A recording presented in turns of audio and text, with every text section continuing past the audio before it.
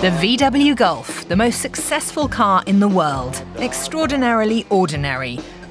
But what's so special about it? Nothing. There is nothing exceptional, but everything fits. An iconic German car that's remained true to itself for 50 years. Spectacularly unspectacular. A Golf in its various generations was always recognizable as a Golf. You knew what you had.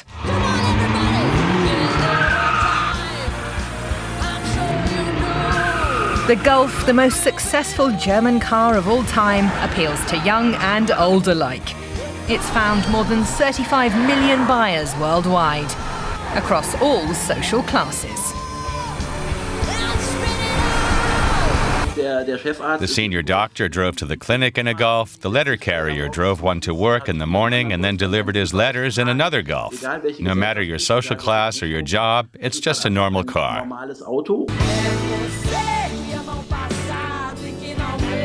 The Golf has conquered the whole world, from Brazil to South Africa. In many places it's become part of the national culture and survived political upheaval. During apartheid, it wasn't accessible to a lot of the oppressed. But then, after we got our freedom, it was accessible to anyone. Volkswagen means a lot to Brazilian culture, especially the Golf models that we have here. And what's next for the Golf? There's heated, divisive debate about that on its 50th birthday. The challenge now is to continue this success story.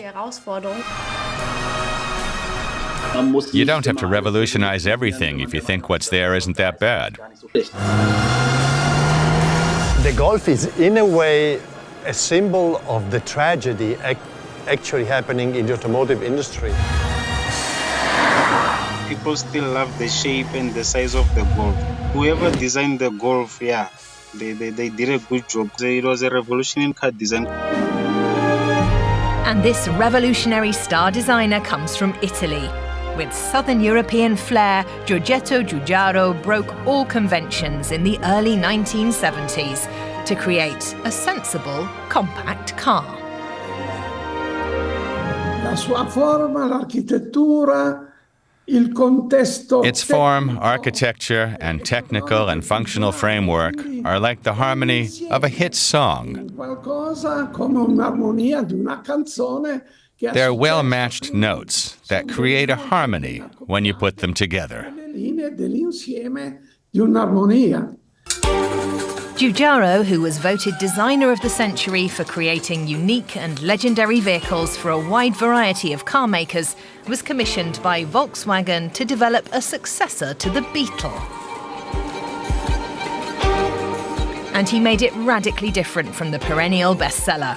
Angular instead of round, front instead of rear-wheel drive, water-cooled instead of air-cooled. The Golf was smaller than the Beetle on the outside, but much roomier on the inside. The key feature of the Golf, I'll show you here, it's the sloping A-pillar and the sloping hood, while the belt line is lower. They are the facets of these notes, like those used to compose music. And they surprise those who look at it with a harmony that's not perceived with the conscious mind. People just feel it. And people immediately felt the benefits of the car. VW soon launched the Golf GTI for drivers who liked it sporty. Since then, the Golf has consistently been the best-selling car in Germany, frequently in Europe, and in some years, even worldwide. Yes, I believe that the Golf actually managed to bend the zeitgeist of the industry into sheet metal. A proven technology that was very solid, that you could rely on. The Golf is now in its 8th generation. a car that changed the industry and even established a new vehicle category, the Golf class. At its core, the Golf has not really changed in 50 years. They have actually managed to change the Golf very gradually, slowly, in an evolutionary way, so that the new generation is very reminiscent of the old one. Customers have not been scared off by a completely new design. That's why there is a very strong customer loyalty to this car, because you knew what you had. The best overview of the car's development can be found in the world's largest private Golf collection in the Austrian town of Stockerau. Josef User has brought together 114 Golfs, ranging from the most unusual, with sliding doors, to the fastest, tuned GTI models. It's the Golf fan's life's work. The Golf, because it was the first vehicle where everything really was just right. I used to drive all brands, almost all brands, when I was young. The Golf really was the car you sat in and everything was just right. The perfect car, as if it had been built for me. Many Golf fans formed clubs to cultivate their passion. Only owners of the first model series from the 1970s gather at the meetings of one such group, called Original Golf 1. But people from all walks of life come together here. The senior doctor drove to the clinic in a Golf, the letter carrier drove one to work in the morning and delivered his letters in another Golf. And the secretary in the factory drove a Golf, and the boss's wife may have also had a Golf as a private car. It's a classless car, understated, reliable, practical. In essence, it offers everything you still need to get from A to B today. There are even some Golf 1 owners who bought their cars in the former East Germany. In 1978, Volkswagen delivered 10,000 Golfs there in exchange for sheet metal, heating oil and tyres. It wasn't easy for people there to get their hands on a Golf. Reinhard Martinez got lucky because he'd registered with the authorities for an East German car long before. And so he was able to get a West German car that he could work on in his garden. At the time, I worked for Interflug as a test engineer, but I wasn't a comrade, so I approached it optimistically. I thought, you have to get your hands on this car. So of course, I gave up the Lada I had registered for 12 years earlier in order to get it. Golfs were all the rage, not only in East Germany, but also in communist Yugoslavia. The foundations for the Golf enthusiasm in the Balkans were laid back in the 1970s and remain in place today. Back then, Volkswagen produced the first Golf models made in Sarajevo, today the Bosnian capital, as part of a joint venture. The dream of every average Yugoslavian was to own a Golf. Of course, you had to wait for a Golf, if you had the money for it. The wait was up to 6 months. I was able to save some money so that I could make my dream come true. It was a big deal for me as a young man. My generation will get what I'm talking about. Volkswagen's production facilities were largely destroyed in the Bosnian War between 1992 and 95. Golf production was discontinued. But people's enthusiasm for the German car has survived. He's not anymore just car. He's emotion.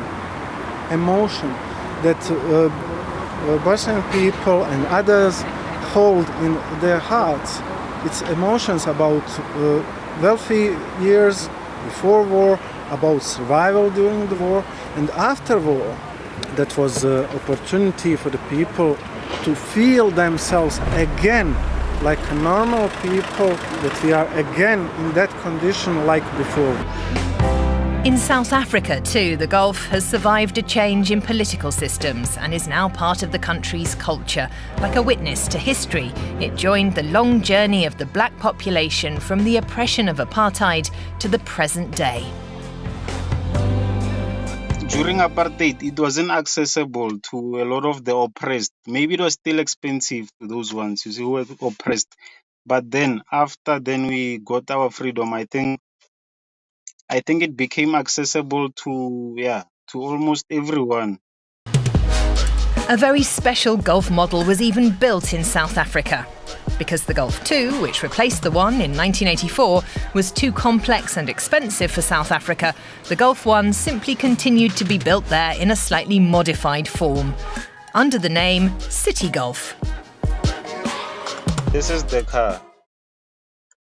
My 2007 City Golf. It was a base model, and that's how it looks from inside. I can go outside and show you the outside as well. From the MK1 to the City Golf, this is how you differentiate them. This line here. So that's how you differentiate. The old MK1 doesn't have that line, but the City Golfs have that line. So long, my friend. Maybe I'll see. When production of the City Golf was finally discontinued in 2009, the whole country bid farewell to their favourite car with emotional outpourings. Maybe I'm stepping in. I think it will never die. In South Africa, it will never die because there's people who look after them. It will live forever. I'm gonna save one for my son. He's still 2 years old, so he'll find it maybe when he's 18 or 21. Then if he's interested, he'll also have his own. But if he's not interested, I'll keep it for myself.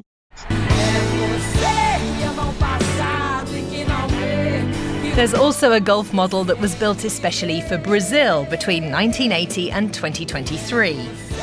The Gol is somewhat smaller and technically simpler than the original Golf, but carries the genes of its big brother.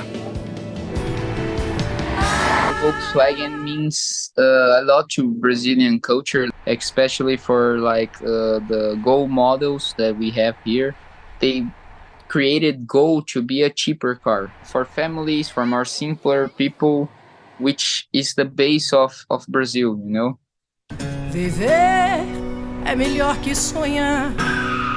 Eu sei que o amor é uma coisa boa. Whether it's the small Gol or the bigger Golf, for Brazilians, their Volkswagens are much more than just cars.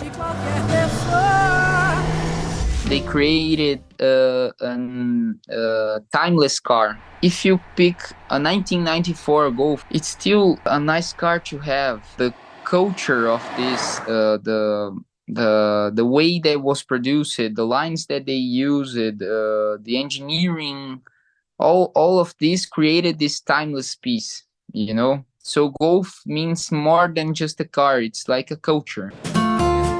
And even in France, people take their hats off to the Golf. A special exhibition at the Retromobile Classic Car Show in Paris commemorates the Golf's history. Probably the only foreign car that has ever managed to seriously compete with the French local favourites.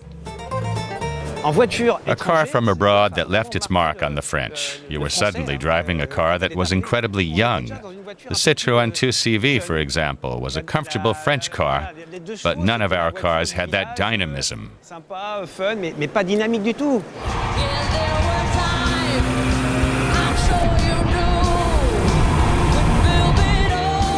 A Golf really is more than just a car. Golf stands for a way of life, almost a profession of faith.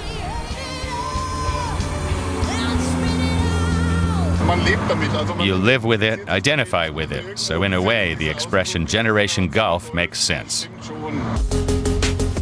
Volkswagen's marketing department also adopted that catchphrase, which author Florian Ilias chose as a title for a novel published in 2000 that sold over 6 million copies.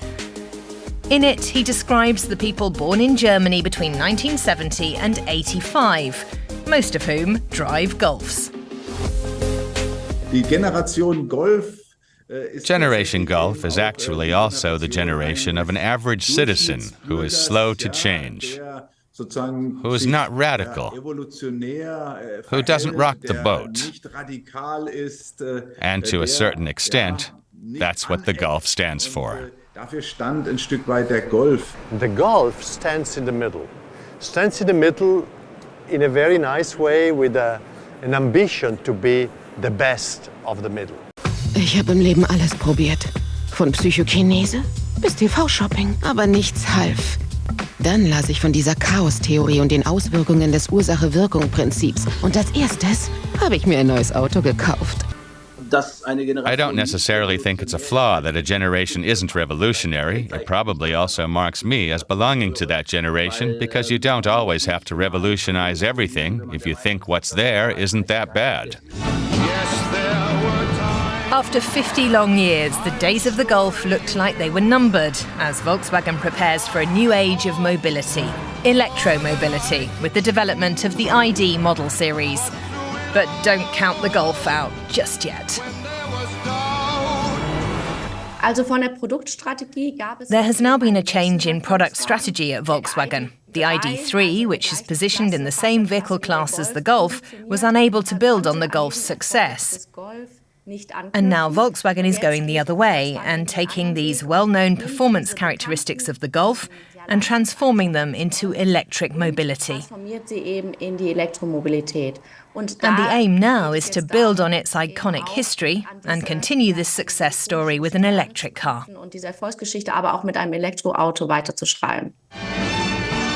And this is what it could look like. The Golf 9 with electric drive, which will be launched at the earliest in 2026. The Golf is, in a way, a symbol of the tragedy actually happening in the automotive industry. We are changing over to new engines, namely the electric engines. They are completely different parameters, and still the car maintains exactly the same shape as before. So when Beetle became Golf, changing the engine, it changed also the shape. Now, 50 years after the first Golf, I believe we have to understand that the way we use cars has thoroughly changed. And so it's quite of a tragedy that VW says we'll keep the Golf forever. We buy the Golf because of the meaning of it. And in a new world, which is the one we are approaching, there should be new meanings. Could it be time for Giorgetto Giugiaro to radically redesign VW's best-selling model? Doesn't VW need a little revolution every 50 years? Unlikely. The Italian now only works for Chinese car makers. He ended his collaboration with Volkswagen in 2015. In design, it's not democratic, you understand? I didn't have the freedom to propose the things I wanted to do when I agreed to join that large corporate group. They don't have any courage because they're the men in charge and they don't want to put their positions of power at risk. They don't take risks. They do things more or less the same as ever in order to avoid risks because they don't have any vision.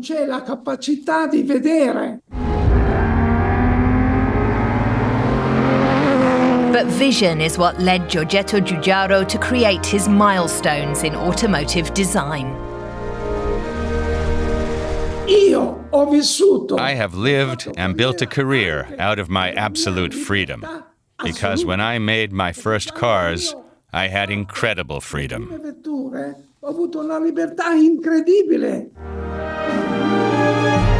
The VW Golf, a symbol of freedom and creativity in car design. The car for everyone, which people, old and young, all over the world, have embraced. A car that has become the flagship of the German automotive industry. Its past is glorious, but opinions are split on what lies ahead for it. What do you think?